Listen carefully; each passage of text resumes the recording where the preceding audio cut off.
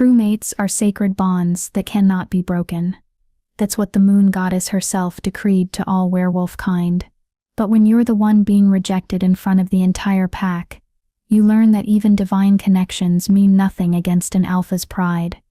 The rejection ceremony was supposed to be private, a quiet moment between mates where Lyra would gracefully accept Alpha Cade's decision and fade into obscurity like so many rejected she-wolves before her. But Lyra had other plans. Standing in the center of the grand throne room, surrounded by the most powerful werewolves in the kingdom, she felt the mate bond searing through her chest, like molten silver. Every instinct screamed at her, to submit, to bow her head and accept her fate quietly. Instead, she lifted her chin higher. I, Lyra Nightshade, accept your rejection. Alpha Cade Blackthorn, she declared, her voice carrying across the marble pillars with supernatural clarity. But I reject you, in return. The gasps that followed were audible even over the crackling of the ceremonial fires. In 300 years of werewolf law, no rejected mate had ever dared to speak those words back to an alpha. But Lyra wasn't finished. Chapter 1. The Plain Wolf Among Giants. 3 days earlier, the Nightshade Pack had been nothing more than a forgotten border territory, the kind of place where reject wolves and outcasts scraped together, an existence far from the gleaming capital cities of the werewolf kingdom. Lyra had grown up knowing exactly what she was. The daughter of failed warriors, granddaughter of rogues, bearer of a bloodline, so diluted that her wolf form was gray, instead of the rich blacks and browns that marked true nobility. At 22, she'd never shifted into anything larger than an average-sized wolf, had never displayed any special abilities, and had certainly never expected to catch the attention of anyone important, which made the arrival of the royal convoy all the more shocking. They're here for the Moonstone ceremony, her adoptive mother, Alina, had whispered as they watched the procession of black vehicles wind through their tiny village. The king himself is conducting the annual mate bond revelations. Lyra had watched from behind their cracked kitchen window as wolves in pristine uniforms emerged from vehicles that probably cost more than their entire pack's annual income. At the center of it all, commanding attention without even trying, was Alpha Cade Blackthorn. Even from a distance, Lyra could feel something stirring in her chest, a warmth that had nothing to do with the summer heat, and everything to do with the impossible recognition that whispered through her very soul. Mate? She'd laughed at the absurdity of it. Lyra Nightshade, unremarkable in every possible way, mated to the most powerful alpha in the kingdom. The moon goddess had to be playing some kind of cosmic joke. But when Cade's head had snapped in her direction across the village square, when those storm-gray eyes had locked onto hers with an intensity that made her knees weak, she'd known the bond was real. And from the way his expression had immediately shifted from recognition to disgust, she'd also known exactly what he thought about it. A mistake, she'd heard him mutter to his beta, as they were introduced that evening at the ceremonial dinner. The moon goddess must have made a mistake. Lyra had spent the next 2 days watching Cade interact with her pack, seeing the barely concealed contempt in his eyes every time he was forced to acknowledge her existence. She'd watched him charm the other unmated females, wolves with prestigious bloodlines and impressive abilities, who would make suitable mates for an alpha of his standing. She'd also watched the way he'd looked at her when he thought she wasn't paying attention, the hunger in his gaze when the mate bond flared between them, the way his hands would clench into fists when she was near, as if he was fighting the urge to reach for her. The bond was real. The attraction was undeniable, but his pride was stronger than both, which brought them to tonight. The formal moonstone ceremony where all mate bonds discovered during the king's visit would be officially recognized or formally rejected. Lyra had known what was coming. She'd seen it in Cade's cold, professional demeanor all day. She'd felt it in the way he'd avoided looking at her directly, the way he'd positioned himself as far from her as possible during the pre-ceremony rituals. She'd come to the throne room prepared to accept his rejection gracefully, to bow her head and fade away like a good little nobody should. But as she'd stood there, watching Cade announce his rejection in front of hundreds of witnesses, watching the smirks on the faces of the noble wolves who'd always known she didn't belong, Something inside her had snapped. Not her heart, that had been breaking steadily for days. Her fear. For the first time in her life, Lyra Nightshade had stopped caring what people thought of her. And apparently, when you stopped caring about fitting in, you discovered you had a lot more power than anyone had ever given you credit for. Chapter 2. The False Hope. The silence that followed Lyra's counter-rejection stretched like a taut wire ready to snap. King Aldrich himself sat frozen on his throne, his ancient eyes wide with something that might have been shock or admiration. The assembled nobles looked between Lyra and Cade, as if watching a tennis match where the ball had suddenly caught fire. Cade's face had gone completely blank, the kind of dangerous calm that preceded either complete submission or total annihilation. "You," he started, his voice barely above a whisper. "You can't reject me back. That's not how this works." Lyra felt something wild and reckless unfurling in her chest. Maybe it was the mate bond finally snapping, or maybe it was 22 years of being invisible finally reaching a breaking point. Either way, she found herself smiling. "Actually," she said, turning toward the ancient werewolf law books that sat on a pedestal near the king's throne, according to the original moon goddess statutes, any mate bond acknowledged by both parties can be dissolved by either party.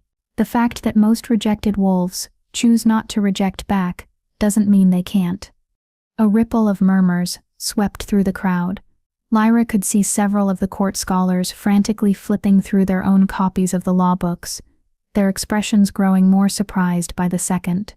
She's correct," stammered the head scholar, a thin wolf named Marcus, who looked like he'd rather be anywhere else. "The reciprocal rejection clause exists. It's just never been invoked because no one has ever been foolish enough to try," Cade finished, his voice deadly quiet.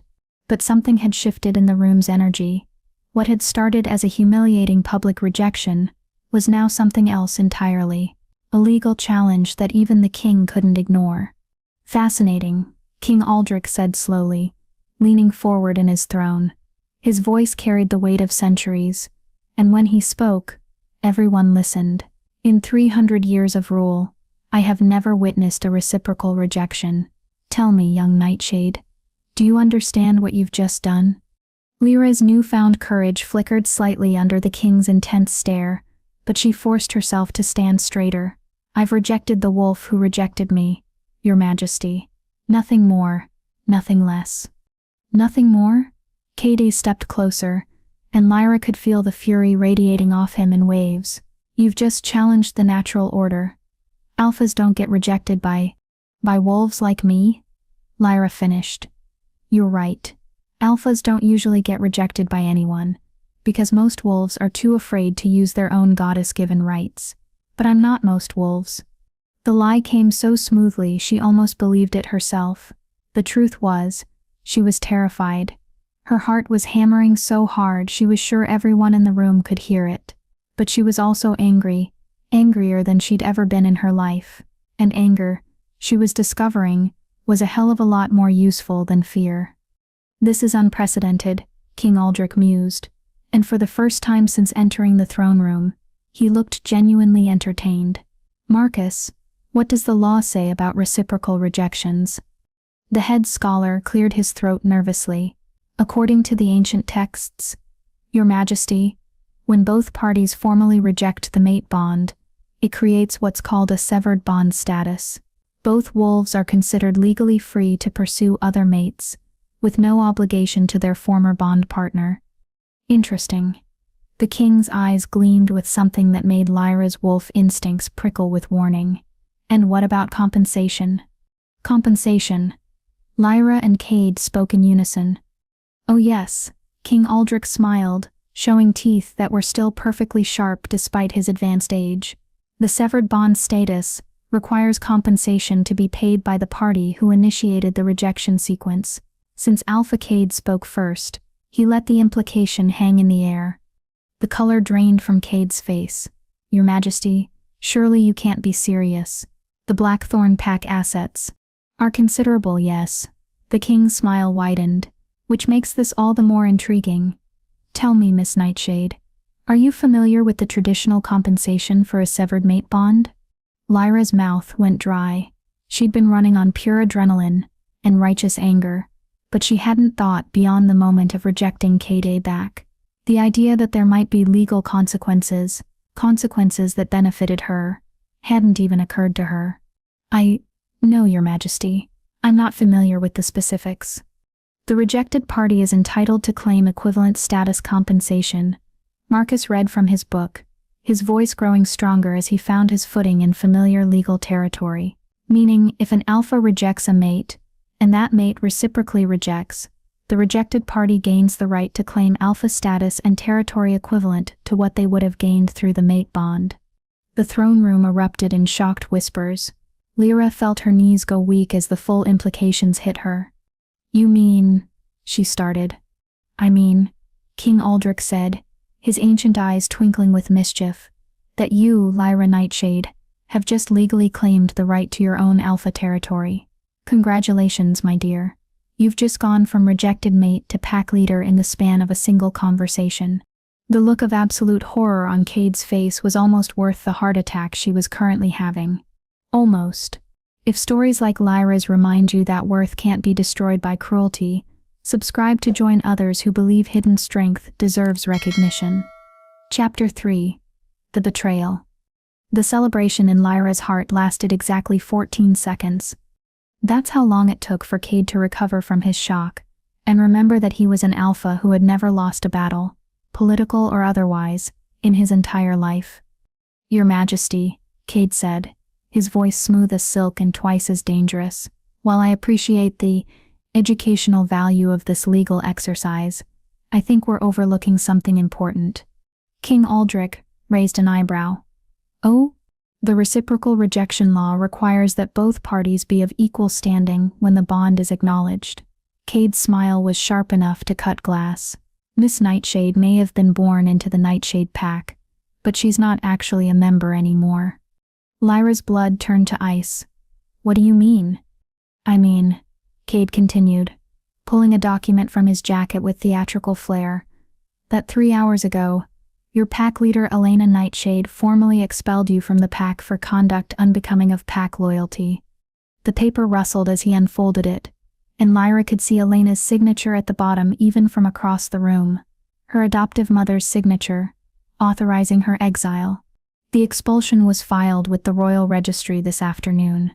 Kade went on, his voice growing stronger as he sensed victory, which means that when you attempted to reject me back, you were no longer a pack member.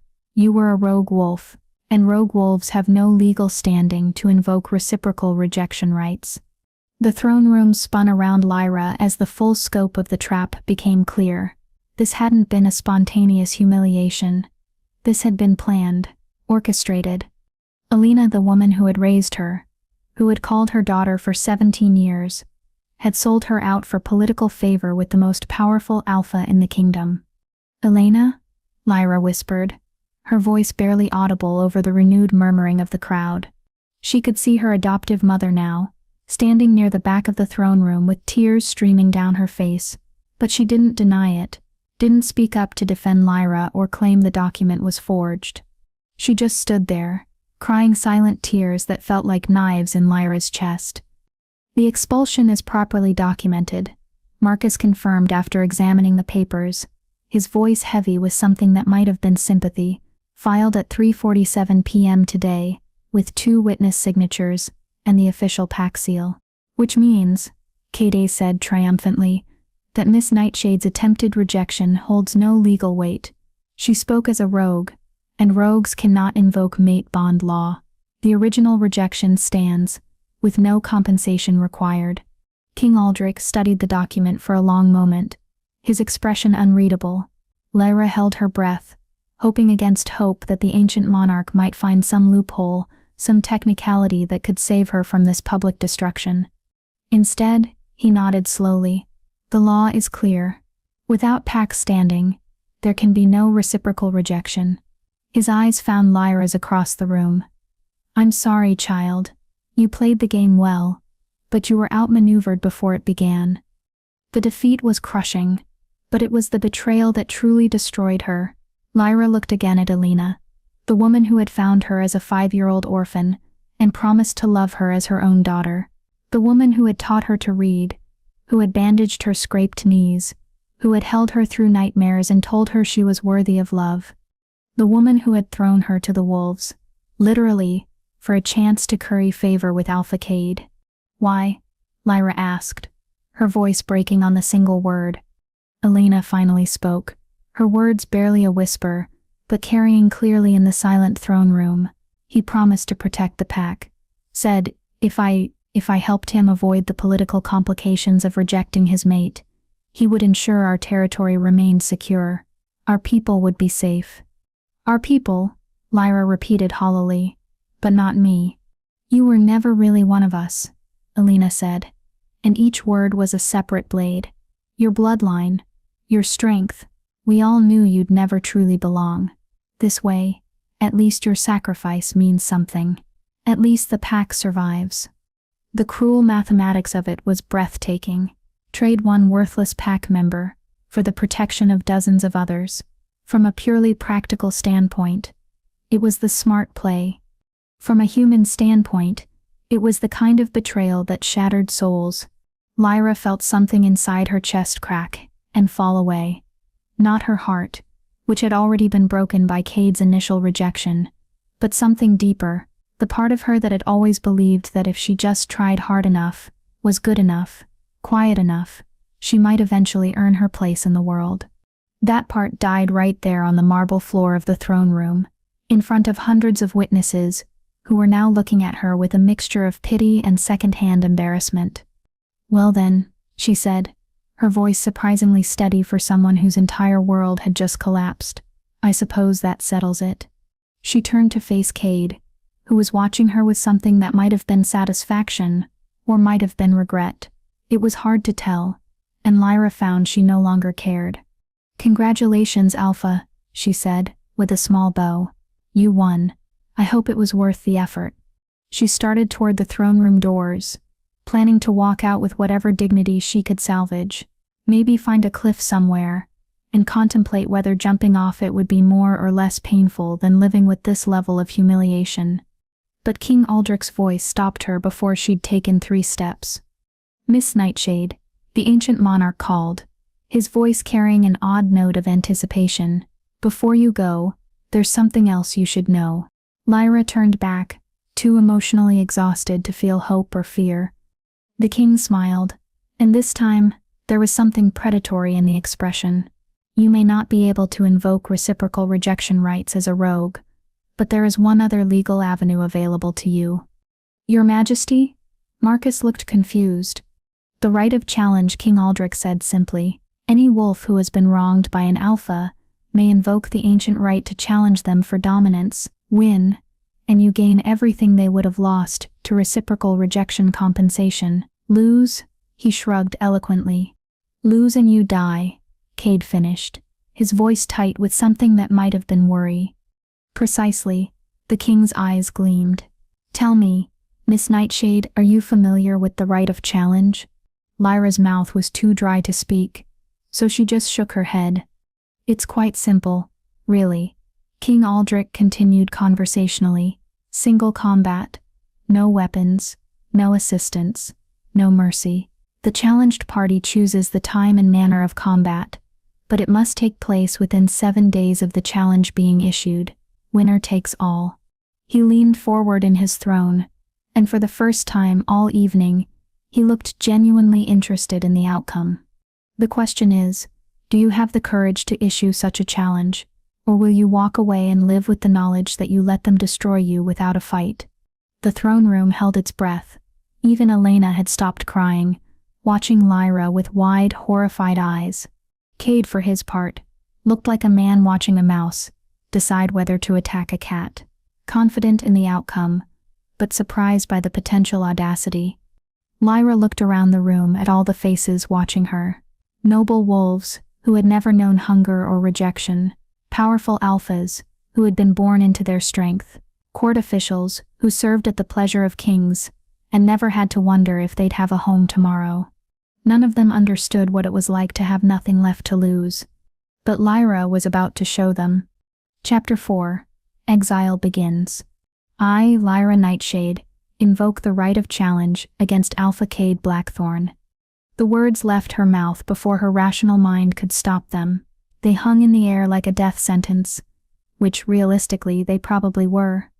The reaction was immediate and explosive. Half the throne room gasped in shock, while the other half burst into excited whispers. Someone in the back actually started laughing. A high, disbelieving sound that cut through the chaos like a blade. Cade stared at her, as if she'd just sprouted a second head. "You can't be serious." "Dead serious," Lyra replied, surprised by how calm she sounded. Inside, her wolf was pacing frantically, whining about the insanity of challenging an alpha who could probably snap her neck with one hand. But the human part of her, Myrus, the part that was tired of being small and scared and forgettable, felt oddly peaceful. "This is madness," Elena whispered from her spot near the back wall. "Lyra, please, just walk away. You've made your point." "Have I?" Lyra turned to face her former pack leader, her former mother, her former everything. "What point would that be, Elena? That I'm exactly as weak and worthless as everyone always believed? That you were right to trade me away like damaged livestock? That's not what That's exactly what you meant." Lyra's voice carried a strength she didn't know she possessed. "You meant that I was expendable, that my life, my happiness, my future, none of it mattered as much as your political convenience." She turned back to King Aldrich, who was watching the proceedings with the delighted expression of someone enjoying an unexpectedly entertaining show. "Your Majesty, I formally request that you witness my challenge." "Witnessed and accepted," the king replied immediately, clearly having the time of his ancient life. "Alpha Blackthorn, you are legally bound to respond. Will you accept the challenge?" Cade looked around the room as if hoping someone would explain how his perfectly orchestrated evening had gone so completely sideways. His beta, a broad-shouldered wolf named Derek, was making frantic abort mission gestures from the sidelines. "She's a rogue with no pack training," Cade said finally. "She's never even been in a real fight. This isn't a challenge. It's assisted suicide." "Nevertheless," King Aldrich said cheerfully, "the law is the law. You must either accept the challenge or formally acknowledge her as your superior and grant her the compensation she originally claimed." The silence that followed was deafening. Lyra could practically see the wheels turning in Cade's head as he weighed his options. Accept the challenge and risk looking like a bully who killed helpless rogue wolves for sport, or back down and lose face in front of the entire supernatural political establishment. "Fine," he said eventually, his voice tight with controlled fury. "I accept, but I choose the terms of combat." "Of course you do," Lyra muttered. 7 days from tonight, at the Moonrise Arena, shifted combat, no weapons, fight to submission, or..." He paused, giving her one last chance to back down, "or death." "Agreed." The word came out steadier than Lyra felt. "Then it's settled," King Aldrich announced, clapping his hands together with evident satisfaction. "Let the record show that Lyra Nightshade has invoked the right of challenge against Alpha Cade Blackthorn, with combat to take place in 7 days' time. Until then, both parties are under royal protection and may not be harmed or interfered with by any other party." He stood from his throne, a clear signal that the evening's entertainment had concluded. "Court is dismissed. I do so look forward to next week's festivities." As the assembled nobles began filing out of the throne room, chattering excitedly about the unprecedented drama they'd just witnessed, Lyra found herself standing alone in the center of the marble floor. Alone, and beginning to realize the full scope of what she'd just committed herself to. 7 days to prepare for a fight against one of the most powerful alphas in the kingdom. 7 days to somehow become strong enough to survive combat with a wolf who had been training for battle since childhood. 7 days to figure out how to avoid being torn apart in front of hundreds of spectators. 7 days to live. "Lyra." Elena's voice was small and broken as she approached. "What I should have done years ago," Lyra replied without turning around. "I stopped letting other people decide what I was worth." "He's going to kill you." "Probably." Lyra finally faced the woman who had raised her. But at least I'll die as myself, instead of living as whatever convenient fiction you and Cade needed me to be. Alina's face crumpled. I never wanted this. I thought if you just accepted the rejection quietly, you could start over somewhere else, find a small pack that would take you in, maybe find happiness with someone more suitable. Lyra laughed, but there was no humor in it. You mean weaker? Someone who wouldn't make me dream above my station. I meant someone who could love you without destroying you, Elena whispered. For a moment Lyra's anger wavered. She could see the genuine pain in Elena's eyes, the regret that came too late to change anything. Part of her nurse, the part that had been a daughter for 17 years, wanted to forgive, to understand, to find some way to salvage something from the wreckage of their relationship. But then she remembered standing in this same throne room 20 minutes ago, hearing Elena confirm her expulsion without even trying to defend her. Remembered the careful planning that had gone into ensuring Lyra's humiliation was as complete as possible. If you had loved me, Lyra said quietly, you would never have signed that expulsion order. Love doesn't come with political calculations, Elena. What you felt for me was convenient affection at best. She turned and walked toward the throne room doors, where a small group of royal guards was waiting to escort her to whatever accommodations had been prepared for condemned challengers. Lyra, wait. Elena's voice was desperate now. Where will you go? How will you prepare? You can't face him alone. Lyra paused at the threshold, her hand on the massive wooden door. I've been alone my whole life, she said without looking back. I just finally stopped pretending otherwise. The doors closed behind her with a sound like thunder, cutting off Elena's reply and sealing Lyra's fate. The royal guard captain, a grizzled wolf named Commander Hayes, was waiting in the corridor with an expression that mixed professional courtesy with genuine sympathy. Miss Nightshade, he said formally, His Majesty has arranged quarters for you in the Tower of Contemplation. You'll have access to training facilities and a modest library. Is there anything specific you require for your preparation? Lyra almost laughed at the careful euphemism. Preparation. As if 7 days of training could somehow level the playing field between her and an alpha who had been bred for dominance. Actually, she said, surprising herself, there is something. I need to know everything you have about Alpha Blackthorn's fighting style, his weaknesses, his preferred tactics, anything that might give me even the smallest advantage. Commander Hayes raised an eyebrow. Planning to fight dirty, miss? Planning to survive, Lyra corrected. And if that requires fighting dirty, then I'll become the dirtiest fighter you've ever seen. The commander's weathered face split into the first genuine smile she'd seen all evening. Now that, he said, sounds like the attitude of a wolf who might actually make this interesting. Chapter 5. The Opportunity. The Tower of Contemplation was exactly as depressing as it sounded. Built into the eastern wall of the royal castle, it was traditionally used to house prisoners of noble birth, wolves who had committed crimes serious enough to warrant confinement, but whose bloodlines were too valuable to simply execute outright. The circular stone room had one window, one bed, one desk, and the kind of oppressive silence that made you acutely aware of your own mortality. Lyra had been staring at the ceiling for 3 hours when the knock came. Enter, she called, assuming it was a servant bringing her evening meal or another stack of combat manuals that wouldn't do her any good against an alpha who could probably bench press a small car. Instead, Commander Hayes stepped into the room, followed by a figure that made Lyra's breath catch in her throat. The woman was ancient, not in the tired, weathered way of old humans, but in the timeless, dangerous way of predators who had survived centuries through cunning rather than strength. Her silver hair was braided with small bones and dark stones, and her eyes held the kind of knowledge that came from watching empires rise and fall. Miss Nightshade, Commander Hayes said formally, may I present Oracle Vera Moonwhisper, keeper of the old ways and advisor to 3 generations of kings. Lyra scrambled to her feet, suddenly aware that she was in the presence of werewolf royalty. Oracle Vera was a legend, the last of the ancient shamans, who remembered magic from before the Great Suppression, when werewolves had power beyond just shifting shapes. Your Majesty, Lyra stammered, then caught herself. I mean, Oracle. I apologize. I don't know the proper.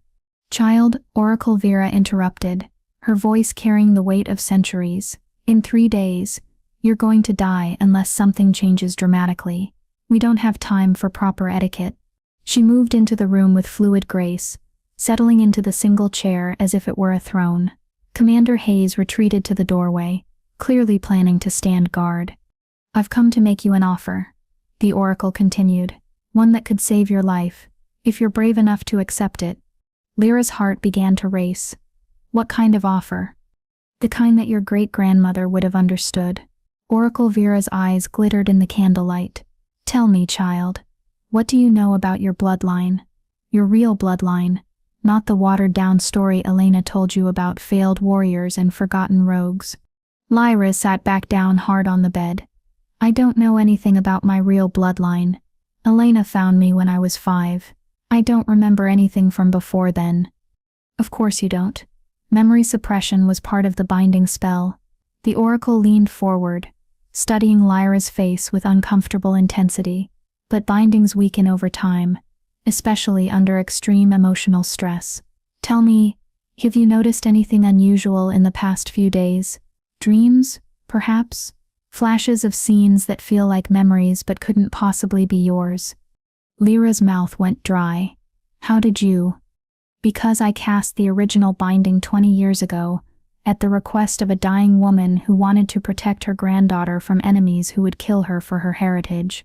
Oracle Vera's expression softened slightly. Your real name isn't Lyra Nightshade, child. It's Lyra Silverblood, last surviving heir of the Moon's Crown bloodline. The room spun around Lyra, as memories she'd dismissed as weird dreams suddenly snapped into focus. A woman with silver hair singing lullabies in an ancient language. A man with eyes like starlight teaching her to call wolves down from the mountains. A burning building and screams, and someone shoving her into a cave while shouting about protection spells and hidden bloodlines. The Moon's Crown bloodline, she whispered. But that's extinct. Everyone knows the Silverbloods were wiped out during the Purge Wars. Everyone knows what we wanted them to know. Oracle Vera corrected. Your grandmother, Isabella Silverblood, was the most powerful alpha queen in werewolf history. She could command wolves across entire kingdoms, could shift into forms that legends are made of, could work magic that made the earth itself tremble. She was also smart enough to know that power like that makes you a target. So she hid me. She died protecting you, the Oracle said quietly, along with the rest of your family, when the coalition of lesser alphas decided that the Silver bloodline had become too powerful to allow to continue. You were 5 years old, the sole survivor, hidden away with binding spells that would suppress your abilities until you were old enough to claim them safely. Lyra felt like she was drowning. You're saying I'm… what? Some kind of secret werewolf princess? I'm saying you're the genetic descendant of the most powerful supernatural bloodline in recorded history, and that your abilities have been artificially suppressed for 2 decades. Oracle Vera stood, moving to the window to stare out at the moonlit courtyard. I'm also saying that those bindings are starting to crack, and in 3 days you're going to need every advantage you can get. But if I'm so powerful, why haven't I felt it? Why am I still just… Because power without training is just dangerous potential. The Oracle turned back to face her. Which brings me to my offer. I can break the binding spells tonight. I can give you access to your full heritage, your complete abilities, everything your bloodline should have granted you from birth. Lyra's heart hammered against her ribs. What's the catch? Oracle Vera smiled, showing teeth that were too sharp to be entirely human. Smart girl. The catch is that 20 years of suppressed power released all at once will either kill you or transform you into something beyond current werewolf understanding. There's no middle ground, no partial awakening. You either survive the transition and become what you were born to be, or you die in the process. And if I don't take the offer? Then you face Alpha Blackthorn with the abilities of an average rogue wolf, and you die in approximately 30 seconds after the combat begins. The choice, when laid out like that, didn't feel like much of a choice at all. What would I become? Lyra asked. If I survive the transition, what exactly would I be? Oracle Vera's expression grew distant, as if she were seeing something far beyond the stone walls of the tower. You would become what your great-grandmother was before the other alphas grew too frightened to let her live, she said softly. A true alpha queen. A wolf who can command pack bonds across kingdoms, who can shift into forms that exist beyond normal werewolf limitations, who can work the old magic that shaped the world before humans learned to fear what they couldn't understand. She paused, meeting Lyra's eyes directly. You would become powerful enough that Alpha Cade Blackthorn would kneel at your feet and beg for the mercy he never showed you. The image was intoxicating. Lyra could almost see it, Cade's face when he realized what she truly was, Elena's horror when she understood what she'd thrown away, the entire supernatural world learning that the silver bloodline hadn't died out after all. But she could also imagine dying in agony as 20 years of suppressed power tore her apart from the inside. How long do I have to decide? She asked. The ritual must be performed at midnight, on the night before your challenge, Oracle Vera replied. The moon will be at its strongest, and you'll need every advantage the lunar cycle can provide. That gives you 4 days to choose. Continue as you are, and die as a forgotten rogue, or risk everything for the chance to reclaim your birthright. She moved toward the door, then paused. One more thing, child. If you choose the ritual and survive, there will be no going back. You cannot suppress power once it's been awakened, cannot pretend to be small and harmless once you've shown the world what you truly are. You will spend the rest of your life as either a queen or a target. And if I'm both? Oracle Vera's smile was sharp as winter moonlight. Then the supernatural world is about to become a much more interesting place. Chapter 6. First Trial. 4 days had never felt shorter or longer simultaneously. Lyra spent them in a strange liminal space, between her old life and whatever came next. During the day she trained with Commander Hayes and his best fighters, learning basic combat techniques that felt laughably inadequate against an alpha of Cade's caliber. During the evenings, she pored over ancient texts that Oracle Vera had provided, journals and spellbooks written in the old tongue that her suppressed memories were slowly helping her decipher. And during the long, sleepless nights, she wrestled with a decision that would either save her life or end it more dramatically than Cade ever could. On the third night, she had an unexpected visitor. The knock was soft, almost apologetic. When Lyra opened the door, she found herself face to face with a young woman about her own age, someone with the kind of ethereal beauty that marked high-ranking wolf nobility, golden hair, perfect features, and eyes the color of forest shadows. Miss Nightshade, the woman said hesitantly. My name is Arya Moonstone. I was supposed to be Alpha Cade's chosen mate. Before you complicated things. Lyra blinked in surprise. She'd heard whispers about Arya Moonstone, daughter of the Western Pack's Alpha, blessed with both beauty and political connections, the kind of perfect match that powerful families arranged for their heirs. I'm sorry, Lyra said automatically, then caught herself. Actually no, I'm not sorry. You're better off without him. Arya's laugh was bitter. That's what I came to tell you, actually. You're not the first mate he's rejected. She stepped into the room uninvited, her nervous energy filling the small space. May I sit? This is complicated. Lyra gestured to the chair, settling onto the bed herself. Complicated how? Cade and I have known each other since childhood. Our families always assumed we'd eventually mate.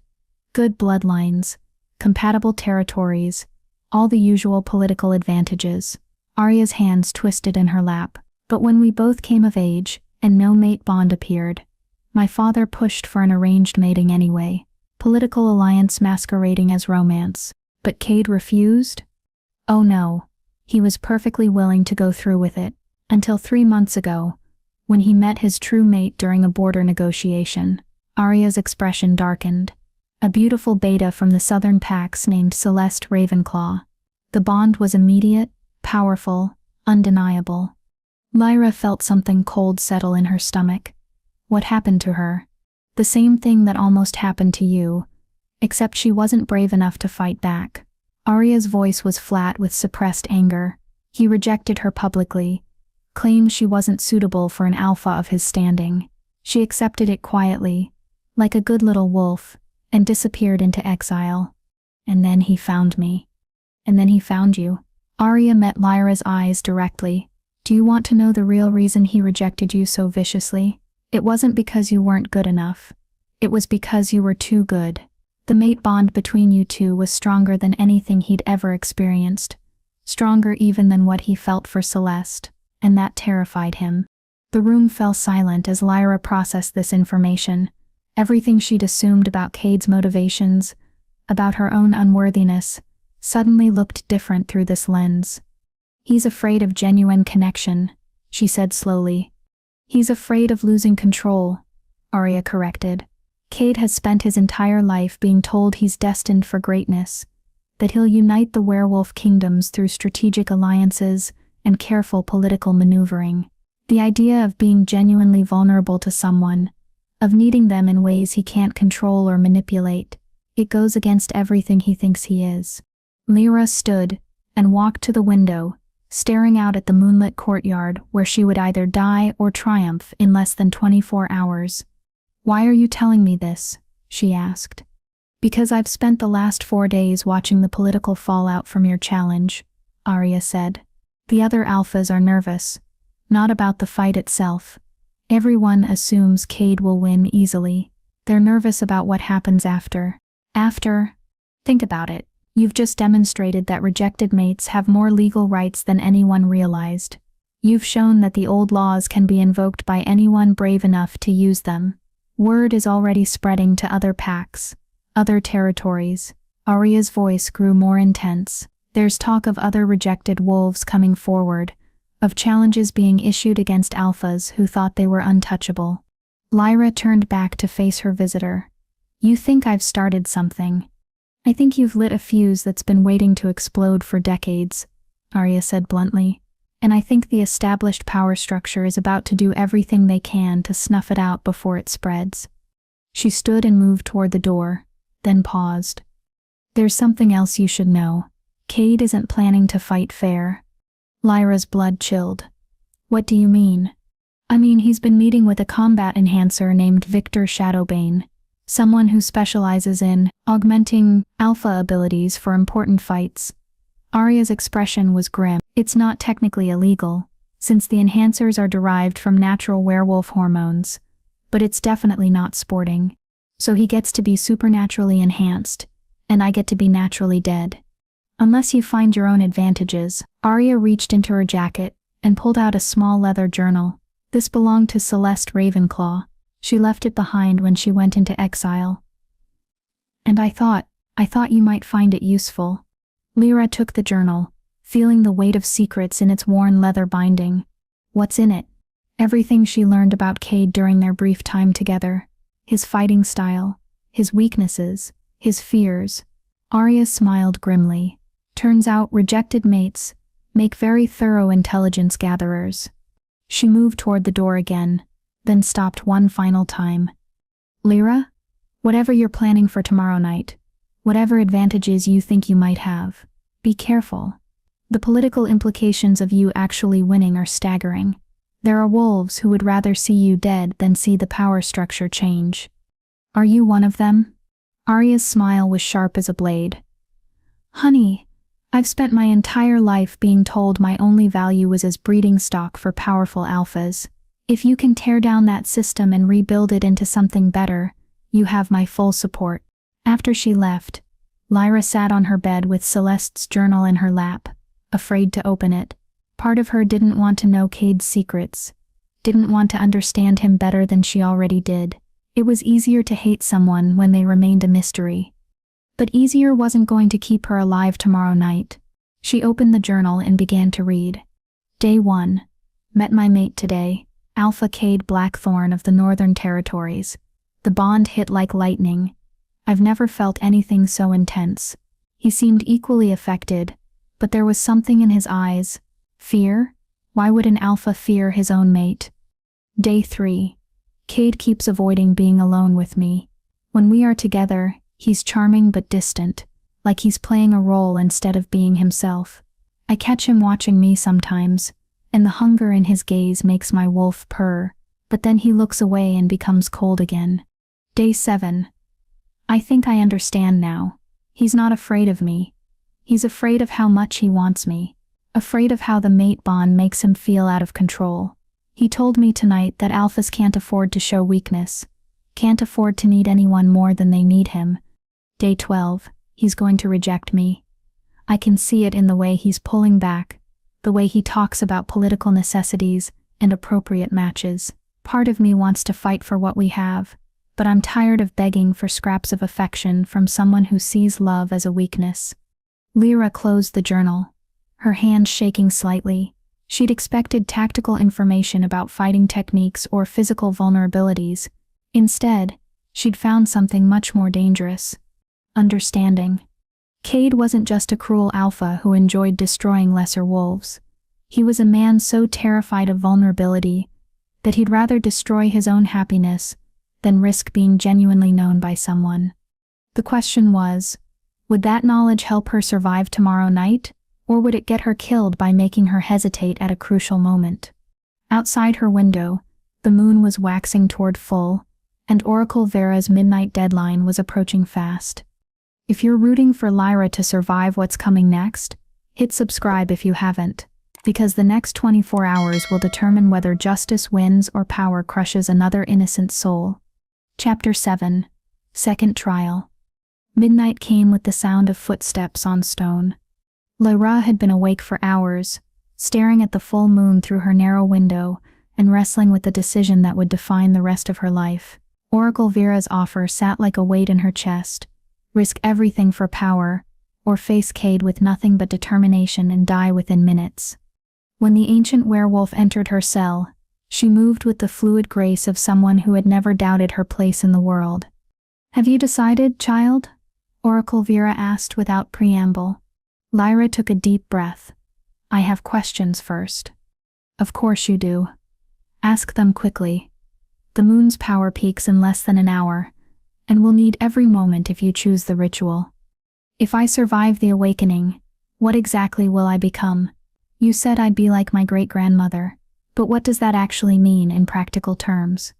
Oracle Vera settled into the chair, her ancient eyes reflecting moonlight. Like a predator's, Isabella Silverblood could command any werewolf within 100-mile radius. Not suggest, not influence command. Their wolves would submit to hers regardless of their human mind's wishes. She could shift into forms that don't exist in nature. Wolves the size of bears, with strength that could shatter stone and speed that made her appear to teleport. She paused, letting that sink in. She could also work the old magic. Call storms, heal mortal wounds, see through the eyes of any wolf in her territory. At the height of her power, she was essentially a one-woman army with supernatural intelligence gathering. And the other alphas killed her because they were afraid. They killed her because she was planning to unite all werewolf territories under a single crown, her own. She believed that scattered, feuding packs made all werewolves vulnerable to human discovery and persecution. She wanted to create a shadow nation, a supernatural kingdom that could protect our people properly. Lyra felt a chill that had nothing to do with the stone walls around her. She wanted to rule them all. She wanted to save them all. Oracle Vera corrected. The methods were debatable, but her goals were noble, even if her approach was authoritarian. "And you think I'd make the same choices?" The oracle's smile was enigmatic. "I think you'd make your own choices. The question is whether you'll live long enough to make any choices at all." Lyra stood and walked to the window, looking out at the moonlit courtyard where tomorrow night's battle would take place.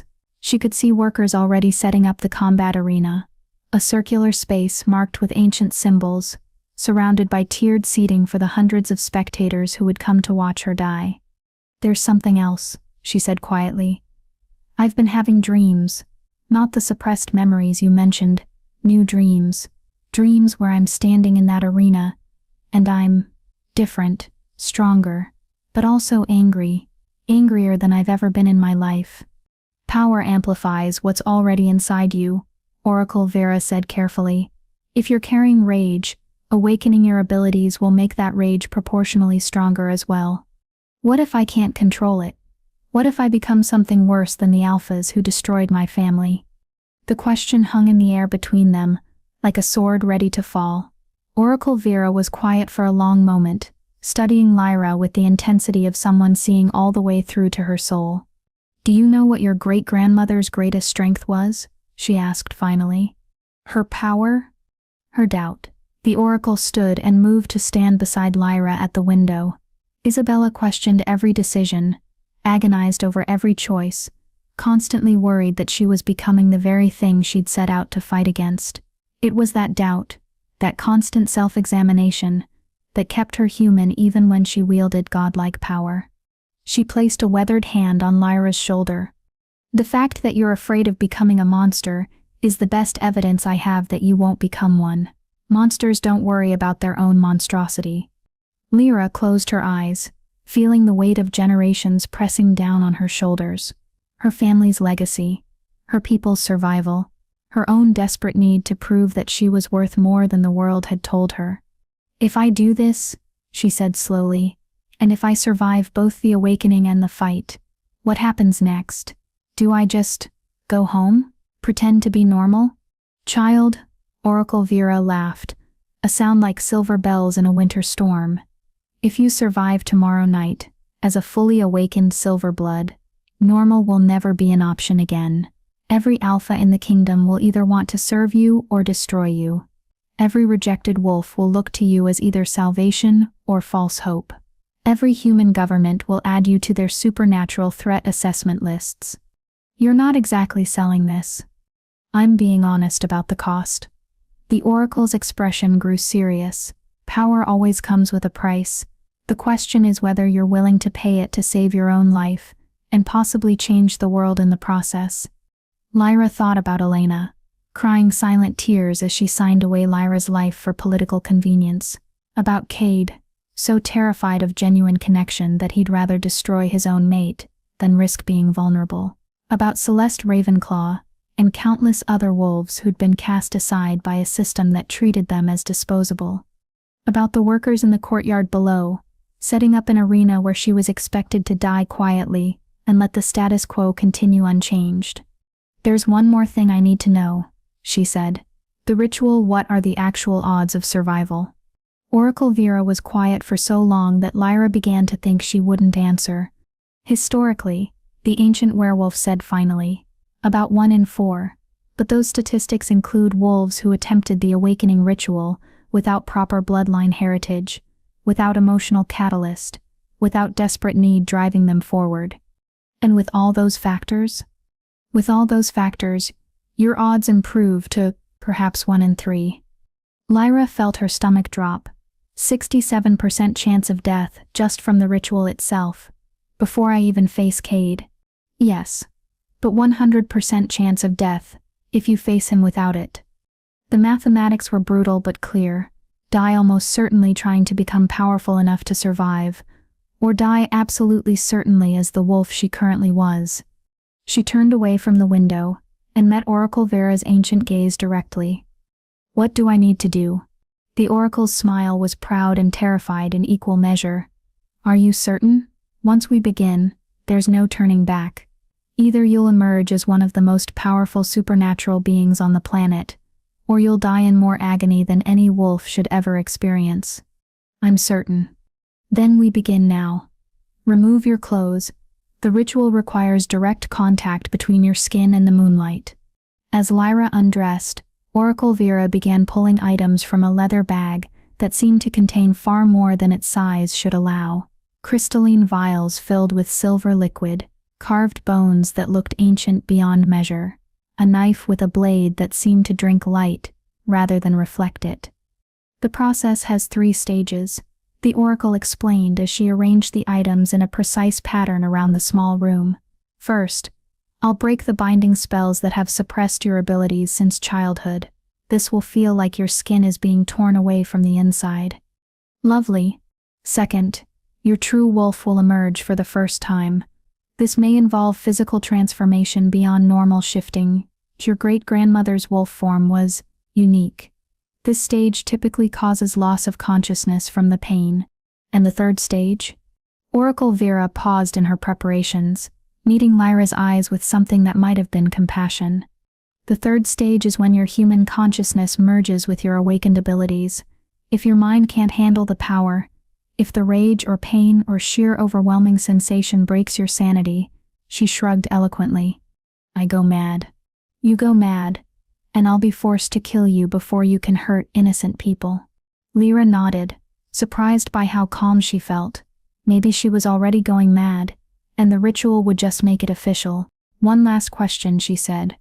If I survive all 3 stages, will I still be me? Will I still be Lyra? Or will I become someone else entirely? Oracle Vera's expression softened. You'll still be you, child, just more than you ever imagined you could be. Outside, the moon reached its zenith, flooding the stone room with silver light. It's time, Oracle Vera said, raising the obsidian knife toward the window. Are you ready to discover what you truly are? Lyra took a deep breath and stepped into the center of the ritual circle. I'm ready. The first cut drew blood that gleamed like liquid starlight in the moonbeams, and the ancient words Oracle Vera spoke seemed to make the very air vibrate with power. The breaking had begun. Chapter 8. Truth Revealed. The first stage felt like being struck by lightning from the inside out. Lyra's scream echoed off the stone walls as Oracle Vera's blade traced symbols across her arms, each cut releasing 20 years of suppressed power in violent bursts. The binding spells shattered like glass, and with each break, memories flooded back with crystalline clarity. A woman with silver hair lifting her toward the stars. You are the moon's daughter, little wolf. Never forget what you are. Fire consuming her childhood home while her grandmother fought a dozen attackers at once. Run, little star, run and hide until you're strong enough to reclaim what's yours. Elena finding her in the cave 3 days later, terrified and alone. I'll keep you safe, child, but we must never speak of what you were before. The memories came faster now, 20 years of suppressed identity crashing back in waves that left her gasping. She remembered her real name, her real heritage, the lullabies her grandmother had sung in the old tongue that spoke of power and responsibility and the terrible weight of leadership. Stage 1 complete, Oracle Vera announced, her voice sounding distant and strange. Your bindings are broken. Can you hear me, child? Lyra tried to answer, but her voice emerged as something between a growl and a sob. The pain was indescribable, but underneath it, she could feel something else building. Power. Raw, ancient, terrible power that made her skin feel too small to contain it. Stage 2 begins now, the oracle warned. Try not to fight what's coming. The transformation started in her bones. Lyra had shifted into wolf form hundreds of times throughout her life, and it had always been smooth, natural, as easy as breathing. This was nothing like that. This felt like her skeleton was being rewritten from the inside out, like her very DNA was being reforged in cosmic fire. Her wolf form, when it finally emerged, was nothing like the small gray creature she'd always been. She was massive, easily twice the size of any normal werewolf, with fur that shifted from silver to black like liquid moonlight. Her eyes blazed with inner fire, and when she opened her jaws to howl, the sound shattered every piece of glass in the tower. But it was the third stage that nearly killed her. As her consciousness merged with her awakened abilities, Lyra felt her mind expand beyond anything she'd thought possible. Suddenly she could sense every werewolf within miles, their locations, their emotions, their pack bonds. She could feel the pull of their wolves, the instinctive recognition of her superior bloodline that made them want to submit even from a distance. She could also feel their fear. Word of her challenge had spread throughout the supernatural community, and dozens of powerful wolves had come to witness tomorrow night's spectacle. They were all here now, in the castle and the surrounding areas, and they were all terrified of what she might become. Good, her wolf purred with vicious satisfaction. Let them fear us. Let them understand what it means to underestimate a silver blood. But it was what she sensed from the royal quarters that made her blood run cold. King Aldrich wasn't alone in his private chambers, He was meeting with 3 other alphas, powerful wolves whose territories bordered the kingdom's most strategic resources, and they were planning to ensure that tomorrow night's challenge ended with Lyra's death, regardless of the outcome of her fight with Cade. "Cannot allow a silver blood to survive," Alpha Marcus Ironwood was saying, his words carrying clearly to her enhanced senses. "If she defeats Cade, she'll have legal claim to his territory and resources. If she dies fighting him, she becomes a martyr that other rejected wolves might rally around. Either outcome destabilizes the current power structure." "The girl must die," Alpha Vincent Shadowmere agreed, "but it must look natural. An accident during combat, perhaps, or a heart attack from the stress of fighting above her abilities." "I have contacts among the arena workers," Alpha David Stormclaw added. "Silver dust in the combat circle would weaken her wolf considerably, make her vulnerable to a killing blow that might not otherwise succeed." King Aldrich's ancient voice was thoughtful. "And if she proves more resilient than expected?" "Then we activate the contingency plan," Alpha Marcus said grimly. "Crossbow bolts from the spectator galleries. Make it look like rogue wolf hunters infiltrated the crowd. The kingdom mourns a tragic attack, and the silver bloodline dies with her." Lyra's transformed consciousness reeled with the implications. The challenge itself was meaningless. They'd never intended to let her survive, regardless of whether she won or lost. She was a threat to be eliminated, not a legal combatant to be respected. "They fear us because they know what we could become," her wolf snarled. "They remember what grandmother could do, and they won't risk letting history repeat itself." But there was something else in the supernatural currents around the castle, something that made her newly awakened instincts prickle with warning. Alina was here. Her former pack leader was in one of the guest quarters, and she wasn't alone. Cade was with her, along with someone whose psychic signature felt wrong in ways that made Lyra's enhanced senses recoil. She focused her attention on that room, using abilities she was still learning to understand, and what she discovered made her stomach turn. "Enhancement process is complete," a voice like grinding stone was saying. "The Alpha's strength has been tripled, his speed doubled, his healing accelerated beyond normal werewolf parameters. The girl won't survive 30 seconds of combat." "And the side effects?" Alina's voice was small and worried. "Temporary," the stranger assured her. "Enhanced aggression, reduced empathy, possible loss of rational thought during combat. But these fade within hours of the enhancer wearing off." "You're turning him into a monster," Alina whispered. "I'm ensuring the natural order remains intact." Cade's voice was different now, harder, more vicious than she'd ever heard it. "The silver bloodline ends tomorrow night, and werewolf society remains stable." Lyra felt her enhanced consciousness processing the information at superhuman speed. Cade had been chemically altered to ensure her death. The king and his allies were planning to assassinate her if she somehow survived the rigged combat. Elena had helped orchestrate the entire trap, and was now having second thoughts that came 24 hours too late. She was surrounded by enemies who had planned her destruction down to the smallest detail. "Then we give them something to truly fear," her wolf growled. "Let them see what happens when they back a silverblood into a corner." "Lyra," Oracle Vera's voice cut through her expanding awareness like a blade. "Focus on my voice. You're losing yourself to the power. Come back to me." With tremendous effort, Lyra pulled her consciousness back from its supernatural expansion and focused on the ancient werewolf kneeling beside her. Oracle Vera's face was pale with concern, and Lyra realized she'd been unconscious for several minutes while her awakened abilities ran wild. I'm back," she managed, her voice still carrying harmonics that made the stone walls vibrate. "How do you feel?" Lyra took inventory of her transformed body and expanded consciousness. The pain was gone, replaced by a sense of power that was both intoxicating and terrifying. She could feel every heartbeat in the castle, could sense the emotional states of wolves miles away, could command pack bonds with a thought.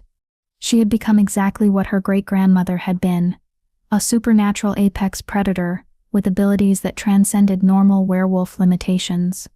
"I feel," she started then stopped, as the full implications hit her. "Oracle, They're not planning to let me survive tomorrow night regardless of whether I win the challenge. What do you mean? Lyra quickly explained what she'd overheard using her enhanced senses. Oracle Vera's expression grew darker with each revelation. I feared as much, the ancient werewolf said when Lyra finished. The political implications of your survival are too significant for them to leave to chance. So what do I do? I can't run, they'd hunt me down. I can't hide. They know what I am now. And I can't fight them all, even with these new abilities. Oracle Vera was quiet for a long moment, studying Lyra with calculating eyes.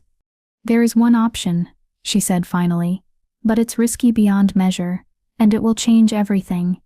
Tell me. We don't wait for tomorrow night's challenge. We act tonight, while they think you're still weak and unprepared. The oracle's smile was sharp as winter moonlight. We remind the werewolf world why the silver bloodline was feared enough to require genocide. Lyra felt her enhanced abilities purr with anticipation. What did you have in mind? Revolution, child. Swift, decisive, and absolutely terrifying. Oracle Vera stood, power radiating from her ancient frame. It's time to show them what happens when they underestimate a wolf with nothing left to lose. Chapter 9. Final Confrontation. The throne room doors exploded inward at precisely 2 minutes past midnight. Lyra strode through the splintered wood with Oracle Vera at her side, her transformed wolf form radiating power that made the very air shimmer. The royal guard stationed outside hadn't even had time to raise an alarm. Her enhanced abilities had sent them into submission before they could react. King Aldrich looked up from his private council with the 3 conspirator alphas, his ancient face registering genuine shock for the first time in centuries. Impossible, Alpha Marcus Ironwood breathed. The ritual wasn't supposed to happen until tomorrow night. Surprise, Lyra said, her voice carrying harmonics that made the crystal chandeliers ring like bells. Turns out, when you plan someone's assassination in elaborate detail, they tend to take preemptive action. She shifted back to human form, a process that now took less than a heartbeat, and stood before them wearing clothes that Oracle Vera had conjured with old magic.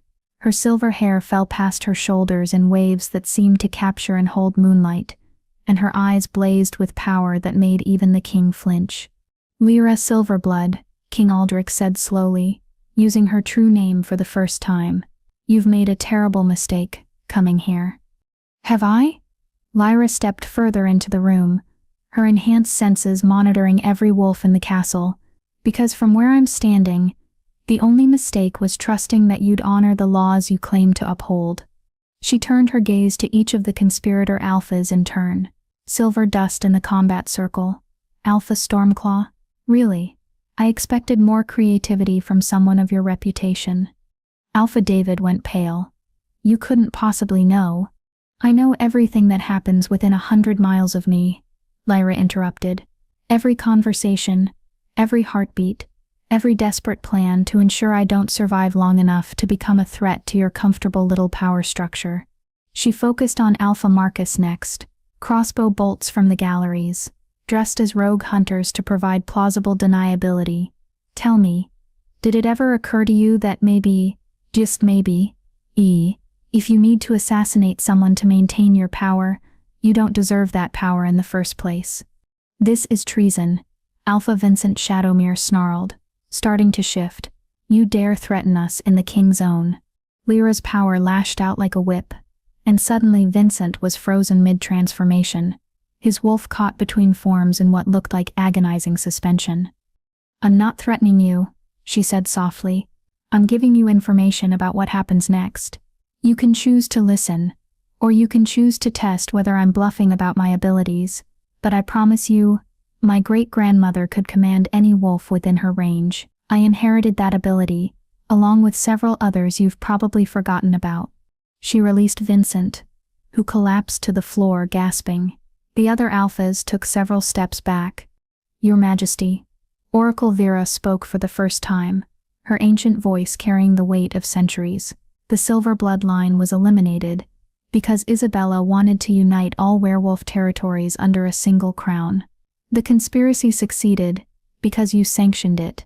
Ena because you feared losing your own throne to someone more powerful than yourself. King Aldrich's expression hardened. That was necessary for the stability of... Necessary for your continued rule, Oracle Vera corrected. But now her granddaughter stands before you, awakened and aware of the full scope of your betrayal. The question is, what happens next? The throne room fell silent as everyone processed the implications. Lyra could feel the supernatural currents shifting as wolves throughout the castle became aware of her presence and power. Some were afraid. Others were curious. A few felt something that might have been hope. "I'm going to make you an offer," Lyra said, addressing King Aldrich directly. "One chance to salvage this situation without bloodshed. I'm listening. You allow my challenge against Cade to proceed as planned. But, fairly. No enhancements on his side, no assassination attempts on mine, no rigged combat circles, just two wolves settling a legal dispute, according to your own laws." She paused, letting that sink in. "If he defeats me legitimately, I accept the outcome and leave the kingdom forever. And if you win? If I win, I claim the territory I'm legally entitled to, and you stop treating rejected wolves like disposable garbage." Lyra's voice grew harder. "I'm not trying to overthrow you or unite the kingdoms or recreate my grandmother's empire. I just want to live without constantly looking over my shoulder for the next political knife aimed at my back." Alpha Marcus laughed bitterly. "You expect us to believe you'll be content with a single territory? That you won't use your abilities to expand your power until you control everything? I expect you to honor your own laws," Lyra shot back, "or admit that werewolf justice is a fiction designed to protect the powerful and crush anyone who dares challenge the status quo." She turned in a slow circle, addressing not just the conspirators, but every wolf whose enhanced senses were monitoring this confrontation from elsewhere in the castle. "I know you're all listening. Every alpha, every beta, every wolf who came to watch me die tomorrow night for your entertainment." Her voice carried through pack bonds and supernatural channels, reaching hundreds of listeners simultaneously. "You've been told I'm a threat to stability, that I'm dangerous, that the silver bloodline deserved extinction." She paused, letting the silence stretch. "But ask yourselves, who decided that? Who declared my family too dangerous to exist? Who wrote the laws that make it legal for powerful alphas to reject and destroy their mates with impunity?" Her eyes blazed brighter. "It was the same wolves who benefit most from keeping the rest of you in line. The same wolves who are planning to murder me tomorrow because they're terrified of what might happen if you all realize you have more power than they've let you believe." The supernatural currents in the castle shifted as her words hit home. She could feel doubt spreading through the assembled wolves, questions that had been suppressed for generations suddenly demanding answers. "Your Majesty," she said, turning back to King Aldrich, "you have until dawn to decide. Either you honor your laws and let my challenge proceed fairly, or I invoke my grandmother's legacy and start doing things the way she would have done them." "Is that a threat?" "It's a choice." Lyra's smile was sharp. "My grandmother wanted to rule through force because she believed werewolves needed a strong hand to survive. I'd prefer to live in a world where justice actually means something, where legal rights aren't just convenient fictions for the powerful to hide behind." She started toward the door, then paused. "Oh, and one more thing. I know about the enhancements Cade received. Whatever that alchemist gave him, it needs to be reversed before tomorrow night. Or the challenge is forfeit, and I claim my compensation by default." "You can't possibly prove—" "I can sense the chemical corruption in his system from here," Lyra interrupted Alpha Marcus. "My abilities include detecting supernatural alterations to wolf biology. So either he fights me clean, or you admit publicly that you rigged the challenge and accept the legal consequences." She walked toward the door, Oracle Vera falling into step beside her. The royal guards stepped aside automatically, their wolves recognizing her superior bloodline, even if their human minds hadn't caught up yet. "Lyra," King Aldrich's voice stopped her at the threshold. "If I agree to your terms, if the challenge proceeds fairly and you win, what then? What do you actually want?" She looked back over her shoulder at the ancient monarch who had sanctioned her family's genocide and nearly succeeded in finishing the job. I want what every rejected wolf wants, Your Majesty, to be seen as something more than a political inconvenience, to have my worth determined by my choices rather than my bloodline or my beauty, or how useful I am to someone else's ambitions. Her eyes found each of the conspirator alphas in turn, and I want you all to remember this moment. Remember what happened when you cornered a Silverblood and assumed she'd die quietly, because the next rejected wolf who invokes their rights might not be as interested in peaceful solutions as I am. The walk back to her tower was surreal. Every wolf she passed felt her power and either bowed their heads in submission or stared in shocked recognition. By the time she reached her quarters, the entire castle was buzzing with news of her transformation. Oracle Vera followed her inside, her ancient face proud and worried in equal measure. "That was either the bravest or most foolish thing I've ever witnessed," she said. "Maybe both." Lyra collapsed onto her bed, suddenly exhausted despite her enhanced abilities. "Do you think they'll agree to fair terms?" "I think you've given them no choice. If they refuse, you've already exposed their conspiracy to every wolf in listening range. The political fallout would be catastrophic." Oracle Vera settled into the chair. "But be prepared for them to try something subtle. They're cornered now, which makes them desperate." Lyra nodded, her enhanced senses monitoring the supernatural currents throughout the castle. She could feel the king and his conspirators arguing frantically, could sense Cade's confusion and growing anger as he learned about the night's events, could feel Elena's overwhelming guilt and fear from her guest quarters. And underneath it all, she could feel something else. A building wave of hope from the castle's lower-ranking wolves, servants and guards and minor pack members who had never dared to challenge the established order, but were now watching a rejected wolf stand up to the most powerful alphas in the kingdom and survive. "We've started something," her wolf observed, "whether we intended to or not." "Oracle," Lyra said quietly, "what if I'm not strong enough for what comes next? What if I win tomorrow night, and then discover I have no idea how to actually lead or change anything meaningful?" The ancient werewolf's smile was gentle. "Then you'll learn, child, the same way every leader throughout history has learned, by making mistakes, asking for help, and refusing to give up when things get difficult." She stood and moved toward the door. "Get some rest. Tomorrow night, you face Cade in combat that will determine not just your fate, but possibly the future of every rejected wolf in the kingdom." She paused at the threshold. No pressure. After Oracle Vera left, Lyra lay in the darkness, with her enhanced senses monitoring the castle's nighttime activities. She could feel Cade's chemical enhancements being forcibly purged from his system by royal healers, a painful process from what she could sense. Could feel the king's conspirators dispersing to their quarters with plans hastily revised. Could feel hundreds of wolves throughout the castle, wondering what tomorrow would bring. And in the guest quarters, she could feel Elena crying herself to sleep while whispering apologies that would never be heard. Lyra closed her eyes and tried to rest, but sleep wouldn't come. Tomorrow night would determine everything. Her future, her freedom, possibly her life. She'd gone from powerless rogue to supernatural apex predator in less than 24 hours, and now hundreds of wolves were watching to see what she'd do with abilities that could reshape their entire society. No pressure indeed, she thought, staring at the ceiling as dawn approached. No pressure at all. Chapter 10. Resolution. The Moonrise Arena was designed for spectacle, not fairness.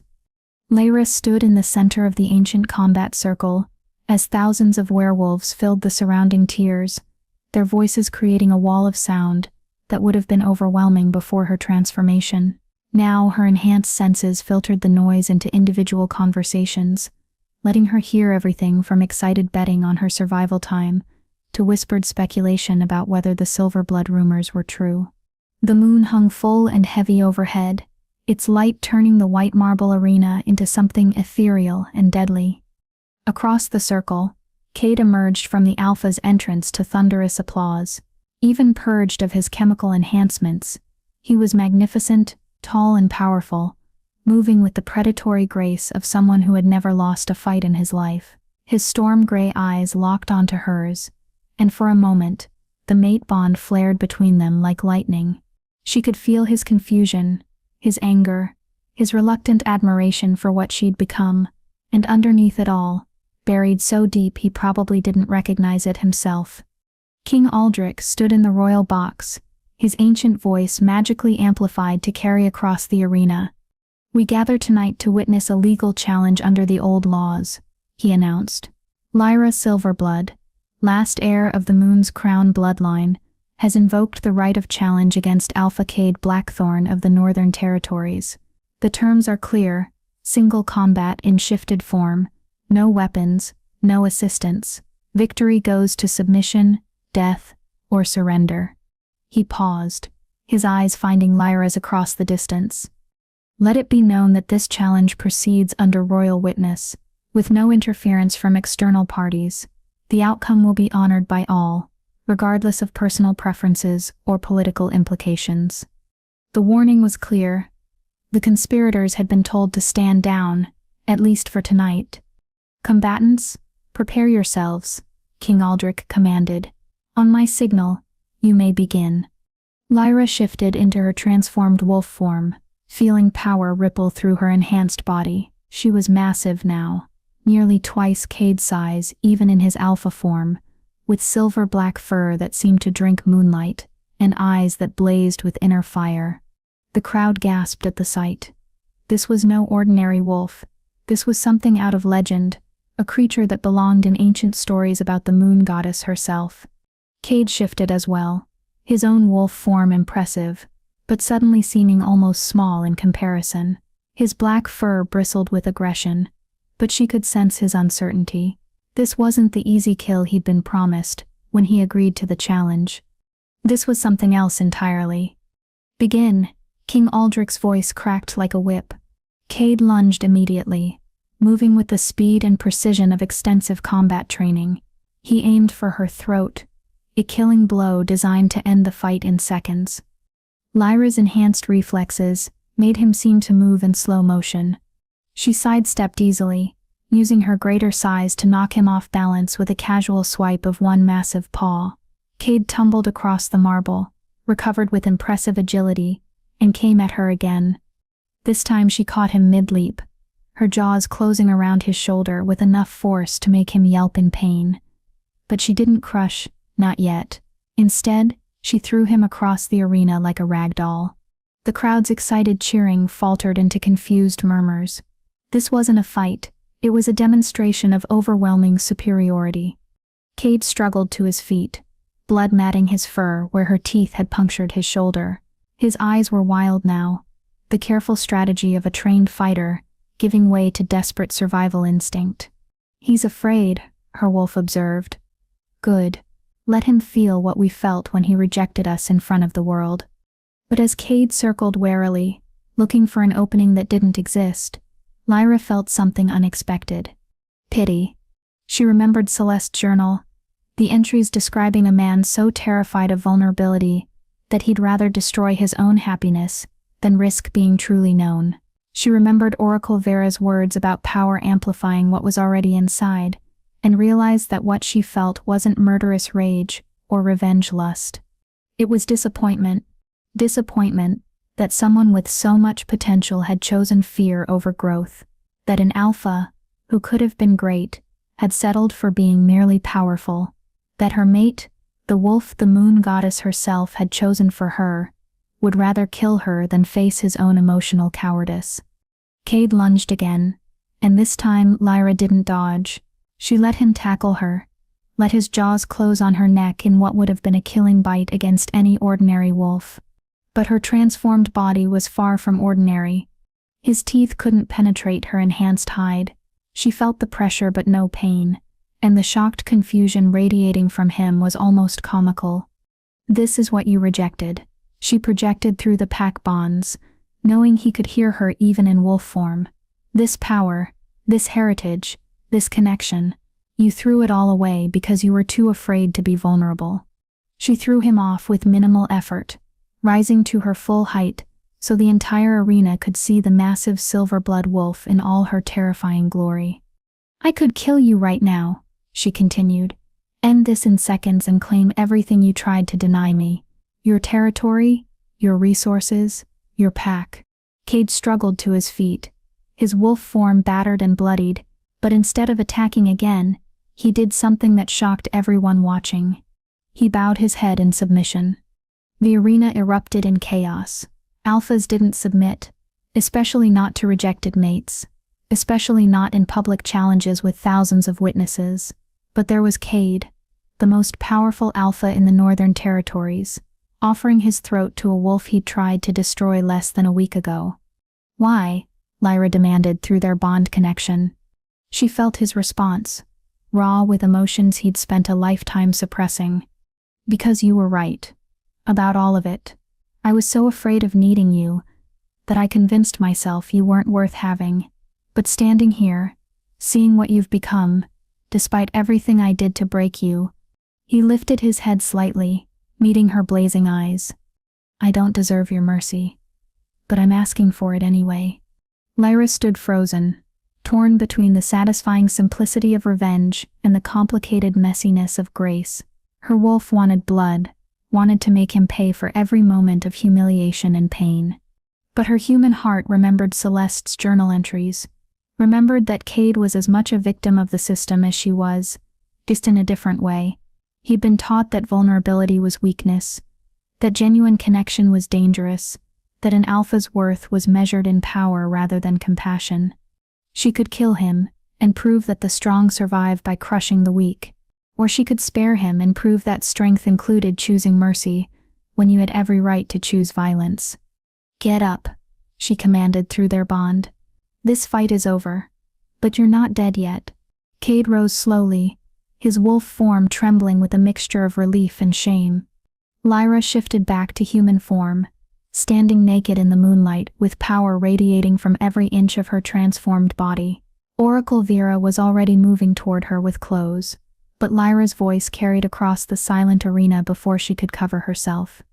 "I, Lyra Silverblood, claim victory in this challenge by submission," she announced.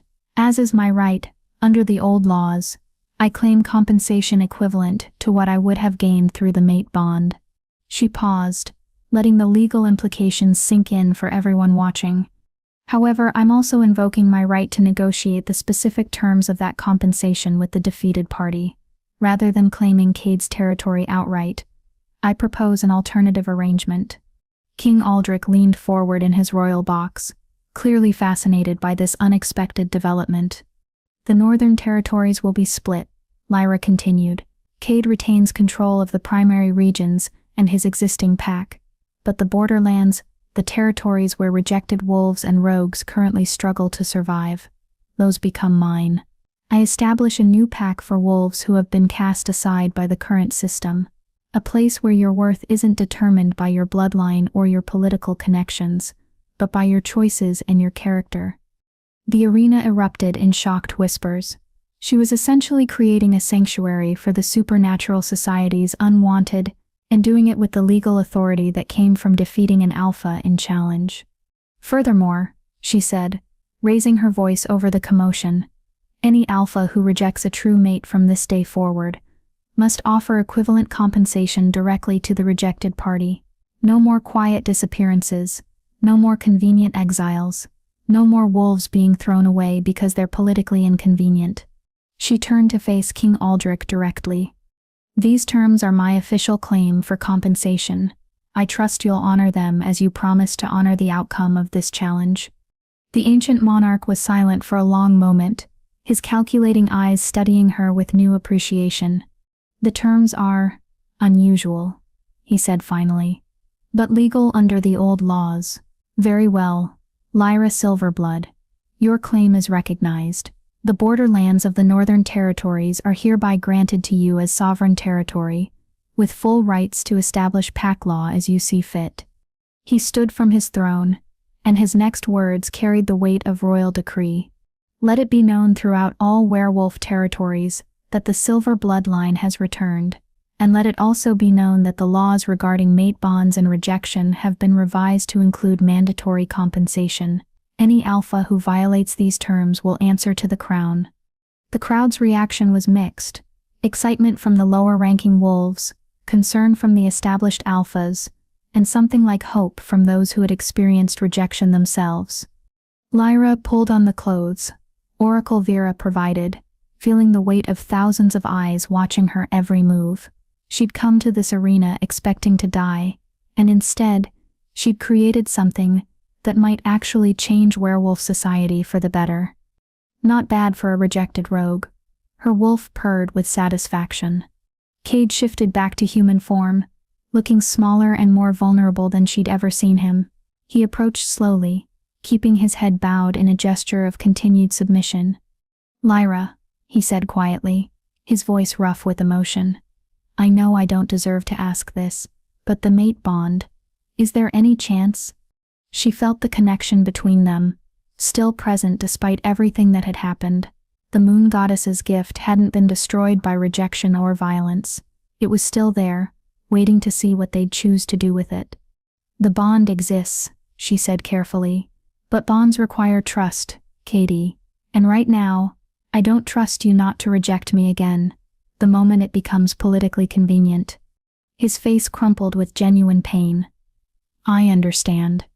However, she continued, surprising herself, people can change. If you actually work on becoming someone capable of genuine vulnerability, instead of just performing whatever role you think an alpha should play, maybe we can revisit this conversation in a few years. It wasn't forgiveness, and it certainly wasn't reconciliation, but it was possibilities, which was more than either of them had a right to expect after everything that had happened. "I'll earn it," Cade promised. "However long it takes, I'll prove I can be better than I was." "We'll see," Lyra replied neutrally. She turned away from him, and from the arena, Oracle Vera falling into step beside her as they walked toward the exit. Behind them, the crowd was already dispersing, thousands of conversations starting about what they'd just witnessed, and what it might mean for the future. "Quite the evening," Oracle Vera observed dryly. "You've just rewritten werewolf politics, established a sanctuary for rejected wolves, and left your mate alive, but thoroughly humiliated. Your grandmother would be proud." "Would she?" Lyra asked. "She wanted to rule through force. I'm trying to change things through legal reform and setting an example." "Exactly." The ancient werewolf smiled. "She tried to save werewolf society by dominating it. You're trying to save it by proving that mercy and strength aren't mutually exclusive. It's a more subtle approach, but potentially more effective in the long term." They emerged from the arena into the cool night air, and Lyra took a deep breath of freedom. She was alive. She was powerful. She had territory and legal recognition, and the chance to build something meaningful from the wreckage of her rejection. And she'd done it all without becoming the monster they'd expected her to be. Not bad for a week's work, she thought. 3 months later, the borderlands of the Northern Territories had transformed in ways Lyra hadn't imagined possible. Where there had been struggling rogue camps, there were now established settlements. Where there had been desperate survival, there was now community. Rejected wolves from across the kingdom had come seeking sanctuary, and Lyra had welcomed them all. Her pack had grown to nearly 200 wolves, outcasts, and rogues, and those who simply didn't fit the traditional pack structure. They were building something new here, something that valued individuals for their contributions rather than their bloodlines. It wasn't perfect. There were still territorial disputes with neighboring packs, still political pressure from alphas, who resented the changes she'd forced on their society. But every day brought new wolves seeking refuge, new stories of mates invoking their rights to compensation, new evidence that the system was slowly changing. Alina had come to visit last week, asking for forgiveness that Lyra wasn't ready to give. But they'd talked, really talked, for the first time in months. Maybe someday they'd rebuild their relationship into something honest. Or maybe they wouldn't. Either way, Lyra was learning that she could survive without her adoptive mother's approval. Cade had kept his distance, working on his own territory, and reportedly treating his pack members with unprecedented fairness. Lyra heard through Oracle Vera that he'd started therapy with a supernatural counselor, actually addressing the emotional issues that had led to his pattern of rejection. Whether that would be enough to salvage their mate bond remained to be seen, but at least he was trying. As for Lyra herself, she stood on the cliff overlooking her new territory, watching the sun set over lands that now belonged to her pack. Wolves who had once been invisible were now building homes and lives and futures. "We did it," her wolf said contentedly. "We survived, we claimed our power, and we're using it to help others instead of crushing them." "We did," Lyra agreed aloud, feeling the weight of responsibility and possibility in equal measure. She was Lyra Silverblood, last heir of the Moon's Crown bloodline, alpha of the Borderlands pack. She was powerful beyond imagination, legally recognized, and finally valued for exactly who she chose to be. And in a world that had tried so hard to destroy her, that might have been the greatest victory of all. If Lyra's journey from rejected mate to powerful alpha inspired you, subscribe to support more stories that prove your worth isn't determined by those who underestimate you. Every subscription helps us bring you tales of wolves who refuse to stay invisible,